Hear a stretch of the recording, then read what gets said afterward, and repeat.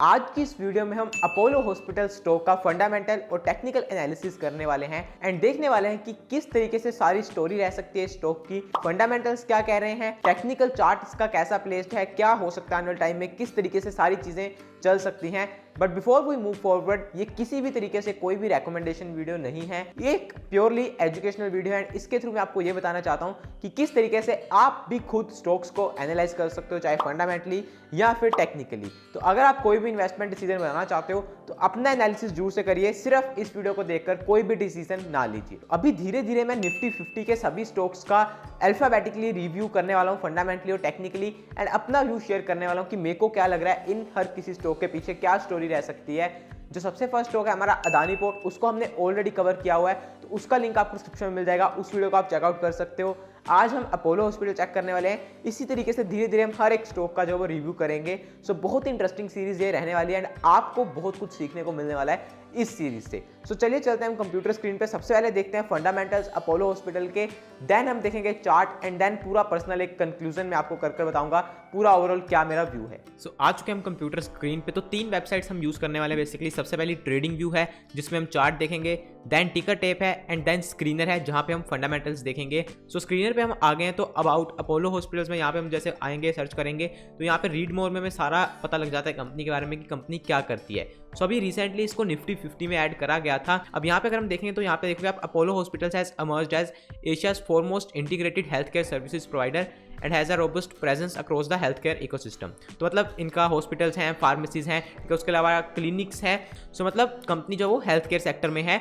तो आपने इनके हॉस्पिटल्स देखे होंगे, इनके जो वो क्लिनिक्स वगैरह देखे होंगे अगर आप थोड़े सिटीज़ में रह रहे हो, बड़ी सिटीज़ में। तो जैसे अगर हम यहाँ पे देखेंगे तो नीचे इन्होंने बताया हुआ है की पॉइंट्स में कि companies health care business has a capacity of 10,261 beds. तो मतलब टोटल इनके पास इतने बेड्स हैं। In total 71 facilities located in India and overseas. तो टोटल इनके पास 71 फैसिलिटीज हैं जहां पे इनके पास 10,000 से ज़्यादा बेड्स हैं, ठीक है।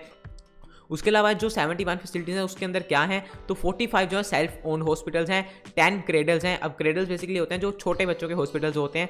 एंड उसके अलावा यहाँ पे इन्होंने बाकी मेंशन कर रखा है कि इनके पास क्या क्या है। अगर हम इनकी लोकेशंस की बात करें तो चेन्नई, हैदराबाद, कोलकाता, बेंगलुरु, न्यू दिल्ली। तो मतलब अभी मेजरली बड़ी बड़ी सिटीज़ में है, छोटी सिटीज़ में अभी इनका ज़्यादा प्रेजेंस नहीं है। तो जो भी मेट्रो सिटीज़ हैं, बड़ी सिटीज़ हैं, फिलहाल अभी इनका एक्सपोजर जो है वो सिर्फ उन्हीं सिटीज़ में है। तो अभी आपको आगे ट्रैक ये करना पड़ेगा कि क्या ये छोटी सिटीज़ में भी जा रहे हैं या नहीं जा रहे हैं। सो ये जो सारा हेल्थ केयर का बिजनेस है इससे इनका 53% रेवेन्यू आता है। उसके बाद जो इनका फार्मेसी बिजनेस है वहां से 41% रेवेन्यू आता है। तो यहाँ पे भी टोटल इन्होंने बता रखा कि इनके 3800 से भी ज्यादा आउटलेट्स हैं जो कि 400 से ज्यादा सिटीज में प्रेजेंट है। तो ये जो बेसिकली इनकी जो फार्मेसी बिजनेस है वो छोटी सिटीज में भी प्रेजेंट है, बट जो हॉस्पिटल्स वाला मेजर हमने बात करी वो फिलहाल अभी बड़ी सिटीज में ही है। उसके अलावा यहाँ पे इन्होंने और चीजें बता रखी है। उसके अलावा हेल्थ एंड लाइफस्टाइल बिजनेस है जो कि अभी 6% के आसपास का रेवेन्यू कंट्रीब्यूट कर रहा है। सो ये हमने देख लिया है। अभी हम चलते हैं फाइनेंशियल्स देखते हैं थोड़ा सा। तो यहाँ पे हम प्रॉफिट एंड लॉस में चलते हैं। हम पिछले 5-10 साल का एनालाइज करते हैं कि क्या कह रहे हैं।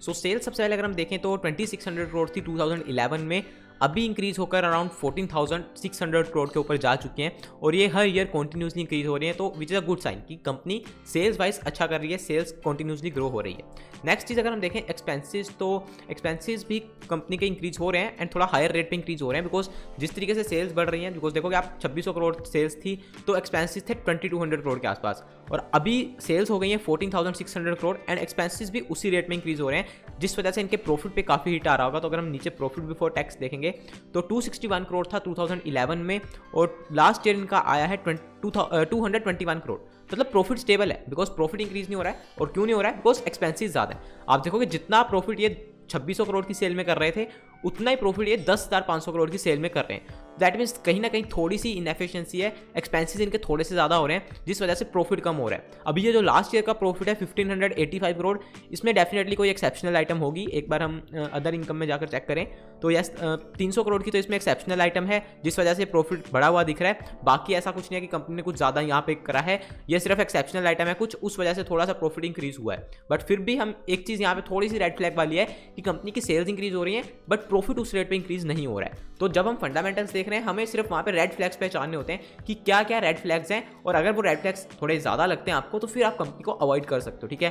सो यहाँ पे एक मेरे को रेड फ्लैग दिख रहा है कि कंपनी की सेल्स इंक्रीज हो रही है बट प्रॉफिट उस रेट से इंक्रीज नहीं हो रहा है। बैलेंस शीट में अगर हम चलें तो रिजर्व्स तो ठीक है, रिजर्व्स काफ़ी अच्छे मेंटेन है, इंक्रीज हो रहे हैं। सो ये एक चीज़ होती है। सेकंड चीज़ मैं देखता हूँ बोरिंग। तो बोरिंग्स अगर हम देखें लॉन्ग टर्म बोरिंग्स हैं जो कि इंक्रीज हुई हैं, बट अभी पिछले कुछ ईयर्स से लाइक 2016 के बाद स्टेबल है एंड थोड़ी थोड़ी कम हो रही हैं। सो बोरिंग्स वाला अभी सीन को इतना ज़्यादा मुश्किल नहीं है, ये अभी कंट्रोलेबल है एंड ठीक है, एसेट्स के अकॉर्डिंग ठीक है। सो ये चीज़ देख ली, बोरिंग्स देख ली हमने, उसके अलावा ऊपर हमने प्रॉफिट देख लिया। नेक्स्ट अगर हम बात करें तो कैश फ्लो अगर हम देखेंगे तो कैश फ्लो भी ठीक है, मेंटेन्ड है, मतलब बीच बीच में नेगेटिव जा रहा है बट फिर भी ठीक है, कंपनी के पास ठीक ठाक कैश फ्लो है, बहुत अच्छा तो मेरे हिसाब से नहीं है। ऑपरेटिंग एक्टिविटी से ठीक है, रेवेन्यू कैश आ रहा है यस, बट यहाँ पे अगर हम नेट कैश फ्लो देखेंगे तो वो ठीक है, बहुत ज़्यादा अच्छा भी नहीं है। सो कुछ कुछ मतलब ऐसा नहीं कि हम कहेंगे फंडामेंटल्स बहुत ही खतरनाक है, बहुत ही अच्छे हैं, ठीक ठीक एवरेज फंडामेंटल्स है मेरे हिसाब से। बट अगर हम यहाँ पे बाकी चीज़ें देखें नीचे शेयर होल्डिंग पैटर्न, तो वो हम देखते हैं टिकर टेप पे, बिकॉज वहाँ पे मेरे को थोड़ा सा अच्छा लगता है देखना। तो यहाँ पे अगर हम चलें तो सबसे पहले हम प्रमोटर की होल्डिंग देखेंगे। तो प्रमोटर की होल्डिंग अगर आप देखोगे तो प्रमोटर्स ने प्लेज भी करा रखा है, ओके।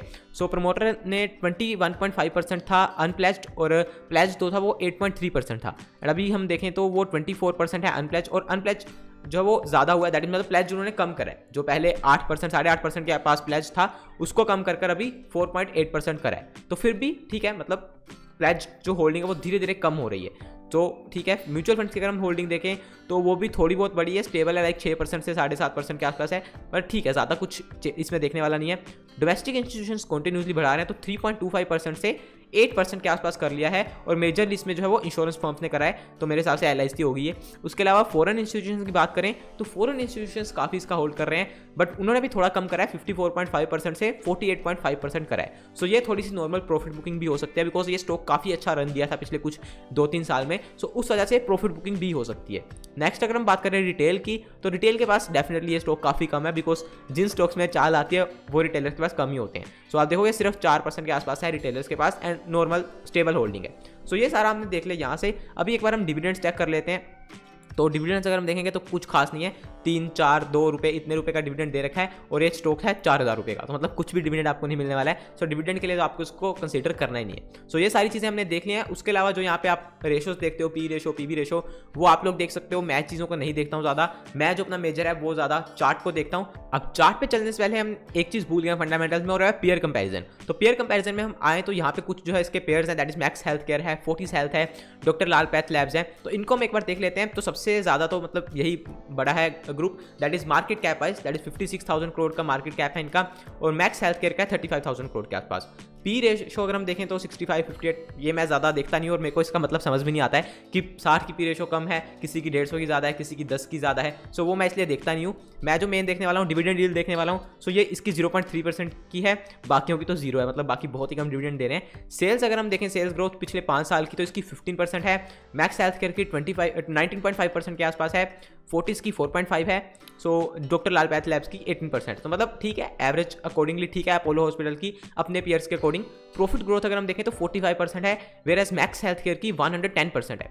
सो ये मतलब काफ़ी आउटपरफॉर्म कर रहा है मैक्स हेल्थ केयर। बट अगर हम बाकी पेयर्स के साथ कंपेयर करें तो मतलब काफ़ी ठीक है, एवरेज अच्छा है, दैट इज इसकी 32 है, इसकी 30% है, इसकी 60% है, इसकी 17 है, इसकी -2 है। तो मतलब ठीक है, एवरेज है, बहुत अच्छी तो नहीं है बट फिर भी ठीक है। ROE अगर हम देखें तो 8% है, और मैक्स हेल्थ केयर का ROE कम है, दैट इज 5% है।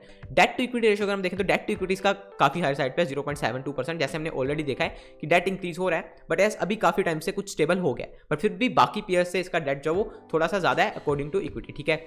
सो ये हो गया। अभी हम चलते हैं एक बार चार्ट पे एंड वहाँ पे देखते हैं। सो चार्ट पे हम आ गए हैं। अब चार्ट पे जैसे मैंने आपको बताया, चार्ट पे सारी चीज़ें आपको रिफ्लेक्ट हो जाएंगी अगर आप अच्छे से पढ़ना जानते हो। तो सबसे पहले हम जब आपके सामने प्लेन चार्ट ओपन हो रहा है तो आपको क्या करना चाहिए, जैसे मैंने बताया, बड़ा टाइम फ्रेम देखो, वीकली टाइम फ्रेम या मंथली टाइम फ्रेम, कि वहाँ पे स्टॉक क्या कर रहा है। सो ये हमने वीकली टाइम फ्रेम इसका ओपन कर लिया है। अब यहाँ पे हमें एक इंटरेस्टिंग चीज़ देखने को मिल रही है कि यार ये स्टॉक तो जब से लिस्ट हुआ है, दैट इज ये चार्ट जब से मेरे पास है, दैट इज 1999 से, लिस्ट शायद इससे पहले हुआ होगा, बट यस जब से ये चार्ट है तब से ये मतलब ऊपर ही जा रहा है। मतलब 1999 2000 में आप मान लो इसका प्राइस था 9 रुपये के आसपास, और अभी करंटली ऊपर हाई इसने जो लगाया वो 6000 के आसपास का लगाया।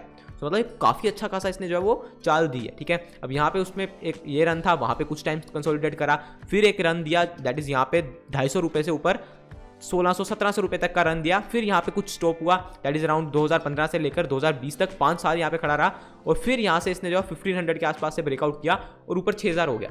तो मतलब इस स्टॉक का करेक्टर भी वैसा ही है जैसा हमने अदानी पोर्ट का डिस्कस किया था कि चलता है फिर कुछ टाइम रुकता है, फिर चलता है, दैट इज ये चला, फिर कंसोलिडेट, फिर चला, फिर कंसोलिडेट, फिर चला, और अभी फिलहाल फिर कंसोलिडेट कर रहा है। तो ये जैसे मैंने आपको बताया था, ये जो भी ऐसे स्टॉक्स होते हैं वो लंबी रेस के घोड़े होते हैं, और ये आपने देख लिया कितनी लंबी रेस का घोड़ा है। हर बार जितनी बार ब्रेकआउट कर रहे हैं वहां से 5-10 गुना तो आराम से हो जाता है, और बहुत अच्छी खासी आपको जो वो वेल्थ क्रिएट करके दे सकता था अगर आप इस पे राइड करते रहते। बट अब बात आती है कि अब क्या सीन है, अब यहाँ पे क्या सिचुएशन है हमारे सामने, तो उसको हम एनालाइज करेंगे। वीकली चार्ट से हमने करैक्टर देख लिया कि स्टॉक एक काफी अच्छा स्टॉक है, काफी बड़े ट्रेंड में है और ऊपर जा रहा है। बट हमें अपना देखना है कि हम कहाँ पे एंटर करें, हम किस तरीके से इसमें जो वो पोजीशन बनाएं। तो उसके लिए हम डेली चार्ट पे आते हैं। अब डेली चार्ट पे जब हम आ गए तो सबसे पहले हमें कुछ इंपॉर्टेंट एरियाज मार्क करने होते हैं। सो मेरे हिसाब से सबसे इंपॉर्टेंट एरिया तो मेरे को एक ये वाला दिख रहा है, दैट इज यहाँ पे हम एक हॉरिजॉन्टल लाइन लगा देते हैं। सो यहाँ पे हमने लगा दी एक हॉरिजॉन्टल लाइन थोड़ी सी ऊपर करके। सो ये एक इसकी रेजिस्टेंस थी, दैट इज अराउंड 1500 रुपीज़ के आसपास रेजिस्टेंस थी, जो इसको 2015 में भी यहाँ पे रेजिस्ट हुआ, उसका यहाँ पे रेजिस्ट हुआ, फिर यहाँ पे निकलना शुरू हो गया था कोविड से पहले, बट कोविड में फिर नीचे आ गया, फिर उसके बाद यहाँ पे निकला। सो ये तो एक बहुत ही इंपॉर्टेंट एरिया है, दैट इज 1500 का, बट ये काफ़ी दूर है अभी, ये 4000 पे और ये 1500 का एरिया अभी हमारे लिए इतना कोई मायने नहीं रखता है। हमें सिर्फ इतना पता लग रहा है कि यहाँ से इसने एक ब्रेकआउट किया था। अब उसके बाद ये एक चाल आई थी और उसकी ये करेक्शन कर रहा है। अब उसकी ये करेक्शन कर रहा है, तो यहाँ पे हम देख रहे हैं कि इसने एक ये रेंज बना रखी थी, ठीक है। जैसे मैंने आपको रेंज वाली वीडियो में बताया था, अगर आपने नहीं देखी है तो चेकआउट जरूर से करिएगा, लिंक आपको डिस्क्रिप्शन में मिलेगा। तो आपको यहाँ पे दिख रहा होगा ये इसकी एक रेंज थी, ठीक है। ये हमने रेंज बना दी, ठीक है, आप थोड़ा सा इसको एडजस्ट कर लेना अपने अकॉर्डिंग। बट ये इसकी एक रेंज थी जिसका इसने ब्रेकडाउन नीचे को कर दिया, दैट इज ये रेंज थी। यहाँ से अगर ये ऊपर जाना चाहता तो यहाँ पे कंसोलिडेट करके जा सकता था, बट इसने इसको नीचे को ब्रेकडाउन कर दिया। अब यहाँ पे हमारे लिए इंपॉर्टेंट लेवल हो गया ये वाला, जहां से इसने ब्रेकडाउन करा है। अगर आपको कैंडल्स के अकॉर्डिंग समझ नहीं आता है तो आप लाइन चार्ट करके यहाँ पे लाइन लगा सकते हो, ये वाली, ठीक है, जहां से इसने जो है उसको ब्रेकडाउन करा था। मैं यहाँ पे लाइन लगाता हूँ ये, ठीक है।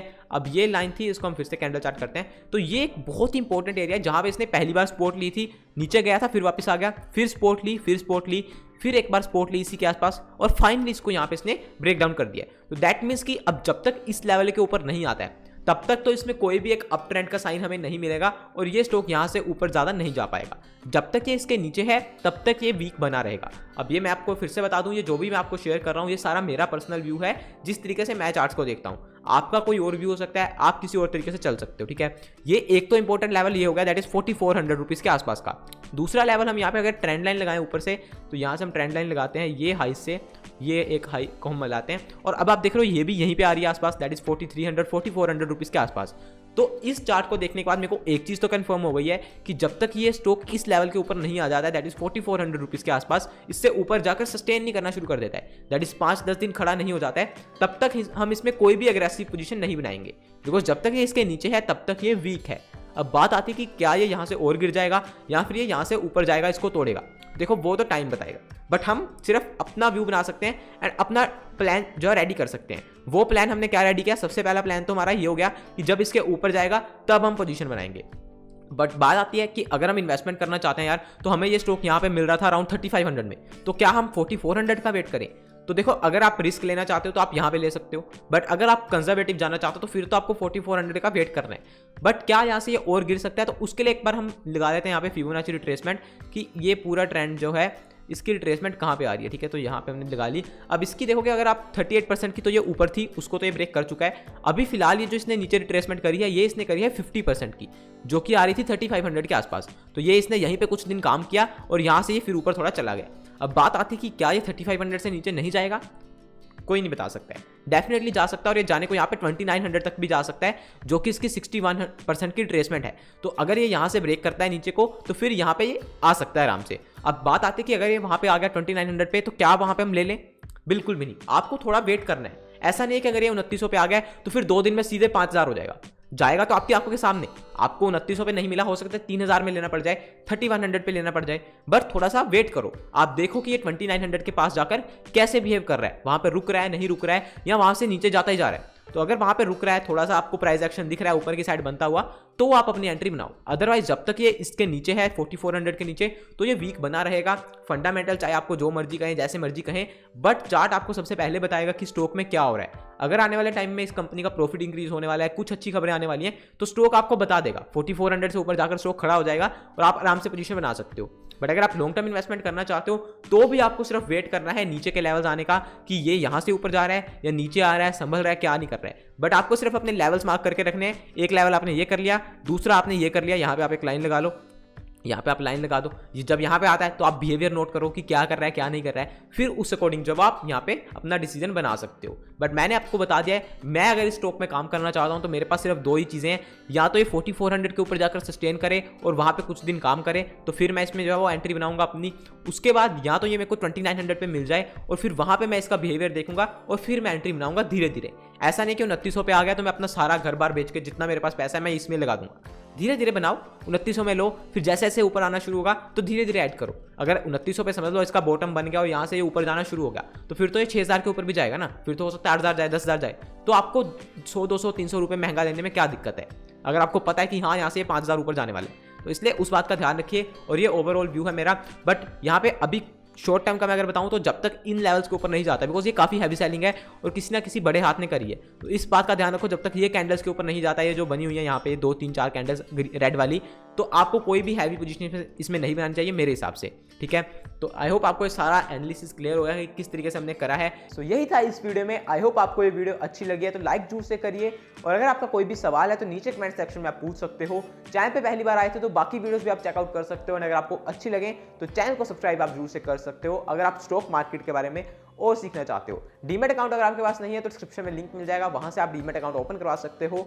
मैं मिलता हूं आपसे नेक्स्ट वीडियो में। Thanks for watching. जय हिंद, वंदे मातरम।